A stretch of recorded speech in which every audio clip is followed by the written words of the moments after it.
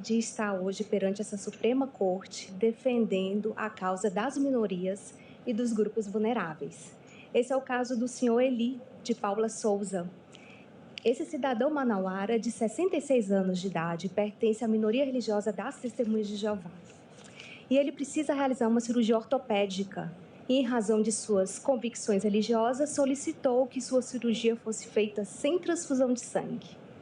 Até hoje, excelências, o senhor Eli aguarda o Estado brasileiro lhe fornecer sua cirurgia sem sangue. Então, a questão posta hoje perante esse tribunal é a seguinte: deve o Estado brasileiro custear tratamento médico sem transfusão de sangue na rede pública de saúde em razão de convicção religiosa? Entendemos, excelência, que a resposta deve ser afirmativa, por pelo menos 3 motivos. Primeiro, como minha colega até já explicou, transfusão de sangue não é o único tratamento para anemia e hemorragia. A Organização Mundial da Saúde recomenda fortemente esse programa e esse protocolo não transfusional, o PBM.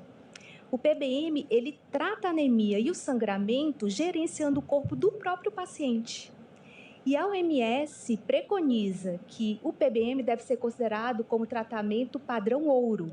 Por quê? Porque quando comparado com a transfusão de sangue, reduz as taxas de mortalidade, AVC, infarto e também tempo de internação hospitalar. O segundo motivo, excelências, é porque todos os insumos e procedimentos do PBM estão previstos nos normativos do Ministério da Saúde e nas listas oficiais do SUS, como RENAME, RENEM, SIGTAP ou PME.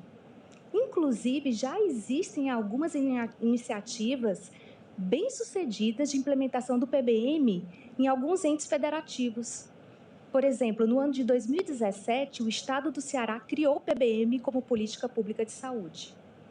O PBM está em fase de implantação no estado do Pará, no Espírito Santo e aqui no Distrito Federal. E, recentemente, iniciou-se estudos de implementação do PBM no estado do Maranhão. Alguns hospitais do SUS já praticam PBM. E a Universidade Federal de São Paulo, Unifesp, tem se destacado em capacitar profissionais de saúde em PBM. O terceiro motivo, excelências, é que já existem médicos capacitados do SUS que sabem tratar sem sangue. Por exemplo, nós temos, até aqui mesmo nessa assistência, alguns desses médicos, cirurgiões, cardiologistas, hematologistas, que praticam a medicina baseada em evidência. Ou seja, são médicos que não ficaram parados no tempo. Médicos que continuam acompanhando o constante avanço da medicina moderna, proporcionando aos seus pacientes o que há de melhor que a ciência médica possa oferecer. Inclusive, eles sabem que, no caso do senhor Eli, é possível fazer a sua cirurgia com os insumos do SUS e sem transfusão de sangue. Nós até acostamos nos autos um plano terapêutico elaborado por um médico especialista em PBM e ortopedista, contemplando os insumos do SUS. Ele está no número de ordem 193. E quais são essas medidas? Uma delas, excelência, é um medicamento chamado eritropoetina. Esse medicamento, ele atua na medula do paciente, estimulando a produção de sangue pelo próprio paciente. A Unifesp até mesmo produziu esse protocolo, trazendo todas as dosagens e prescrição desse insumo que está no RENAME para o pré- e pós-cirúrgico. Outras medidas seriam, por exemplo, uma técnica que custa, em média, R$100, excelência.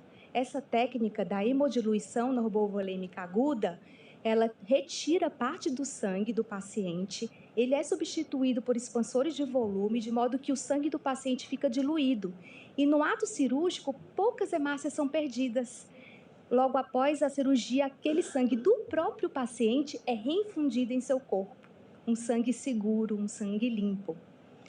Mas em casos de emergências, se houver uma intercorrência na cirurgia, um sangramento agudo, choque do paciente, a OMS preconiza que o PBM também se aplica em casos de emergência. A Unifesp, excelências, também preparou um protocolo para manejo de sangramento agudo e choque de pacientes. E dentre as várias medidas, uma máquina que está também prevista no RENEM, no SIGTAP, ela faz o seguinte: ela aspira aquele sangue perdido da cavidade cirúrgica, do ferimento, limpa, filtra e reinfunde no próprio paciente. Fica evidente, excelências, que realmente é possível realizar essa cirurgia sem sangue com os insumos do SUS no Sistema Único de Saúde. O problema, excelências, é que esses médicos eles estão sozinhos nessa empreitada. Eles também querem o apoio do Estado brasileiro. E eu posso até compartilhar uma experiência pessoal. Eu acompanhei de perto a luta de uma médica hematologista, especialista em PBM, lá no estado do Ceará. Essa médica tentou, desde a década de 90, difundir o protocolo de gerenciamento do sangue do paciente. Ela e suas colegas hematologistas, lá do Hemócio, o Hemocentro do Ceará, enfrentaram muitas dificuldades por não ter o apoio do Estado brasileiro. Essa médica excelência é minha mãe, ela está hoje aqui, ansiosa por um pronunciamento desse tribunal. No final, o Estado do Ceará reconheceu o benefício do PBM para a população cearense. O problema, excelências, é que o senhor Eli não nasceu e não reside no estado do Ceará. Certamente que prover PBM apenas para parcela da população fere o princípio da igualdade e do acesso universal ao Sistema Único de Saúde. Em conclusão, excelências, historicamente as minorias encontram voz no Poder Judiciário. As minorias não são populares o suficiente, não têm força política suficiente para atrair a atenção de outros setores da sociedade. Só lhes resta o Poder Judiciário.